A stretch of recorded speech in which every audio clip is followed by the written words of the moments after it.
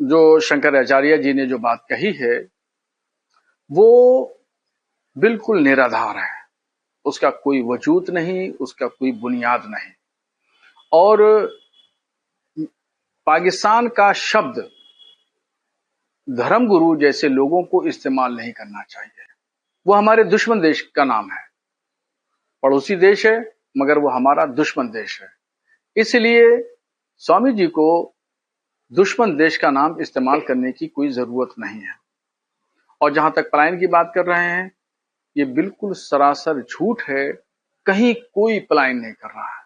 जो जहां पे है वहीं रह रहा है, वहां खुशहाल है और हिंदू मुसलमान सब लोग मिलजुल करके रह रहे हैं। और मुजफ्फरनगर, मेरठ, सहारनपुर, बागपत, बिजनौर, संभल, मुरादाबाद, इन तमाम जगह पहले से जितनी आबादी थी आज भी है। अगर मुसलमानों की आबादी बढ़ी है तो वहां गैर मुस्लिमों की भी आबादी बढ़ी है।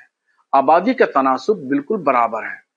पूरे भारत में 20% मुसलमान हैं, गवर्नमेंट का आंकड़ा है, और 80% गैर मुस्लिम आबादी है। ऐसा नहीं है कि 80% जो है वो मुस्लिम आबादी हो गई और 20% गैर मुस्लिम आबादी हो गई। स्वामी जी जो कह रहे हैं, उनके कहने का नजरिया ये है कि 80% जो है वो मुसलमानों की आबादी हो गई और 20% जो है वो हिंदुओं की आबादी हो गई। वो कहने का उनका नजरिया वो ये है। और वो ये सरासर जोग्राफिया के एतबार से, आदादो शुमार के एतबार से जो कह रहे हैं वो सरासर बिल्कुल हिंदुओं को भ्रमित करने वाली बात कर रहे हैं, गुमराह करने वाली बात कर रहे हैं। वो धर्मगुरु हैं।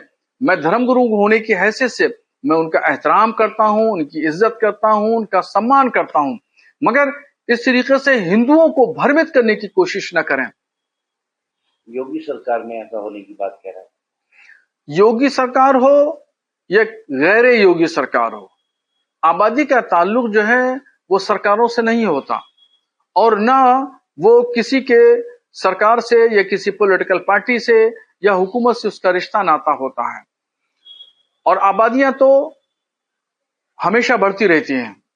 अभी देखिए, कुछ दिन पहले साध्वी ऋतंबरा ने, प्रज्ञा ठाकुर ने और कुछ और महिलाएं हैं, और इसके अलावा आरएसएस के चीफ मोहन भागवत जी ने अपने लोगों से कहा कि 3-3 बच्चे पैदा करो। तो बच्चा पैदा करने के लिए किसने रोका है? बता दें स्वामी जी कि किसी एक मुसलमान ने कहा हो कि आप जो है वो बच्चा नहीं पैदा करें, या किसी मुस्लिम तंजीम संगठन ने कहा हो कि आप अपने बच्चे के पैदाइश को रोक दीजिए। अरे भाई, ये तो अल्लाह की नेमतों में से एक बड़ी नेमत है।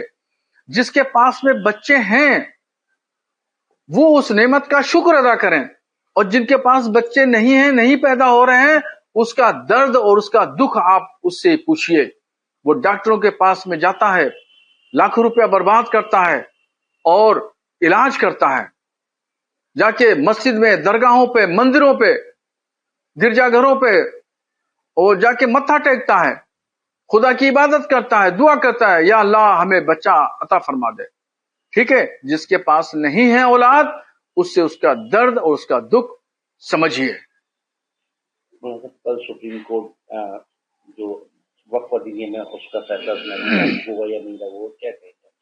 देखिए, भारत सरकार ने वक्फ संशोधन बिल पास किया, पार्लियामेंट से पास हो गया, और उसके बाद में कुछ संगठन सुप्रीम कोर्ट चले गए, और सुप्रीम कोर्ट में उसकी सुनवाई होना है, फैसला होना है, और ये फैसला क्या होगा बहरहाल वो कल ही पता चलेगा। मगर हम उम्मीद रखते हैं कि सुप्रीम कोर्ट का फैसला वक्फ संशोधन बिल के हक में आएगा, ताकि उससे मुसलमानों का भला हो और जो वक्फ माफिया हैं उनसे वक्फ की जमीनों का छुटकारा हो, और उससे होने वाली आमदनी गरीब, कमजोर, लाचार मुसलमानों को हो, और गरीब मुसलमानों को उससे लाभ मिले, फायदा पहुंचे। আমাদের ভিডিও ভালো লাগলে লাইক এবং শেয়ার করুন। কমেন্ট সেকশনে গিয়ে জানান আপনাদের মতামত। আরও ভিডিও পেতে আমাদের চ্যানেল সাবস্ক্রাইব করুন এবং প্রতি মুহূর্তে খবরের আপডেট পেতে প্রেস করুন বেল আইকন।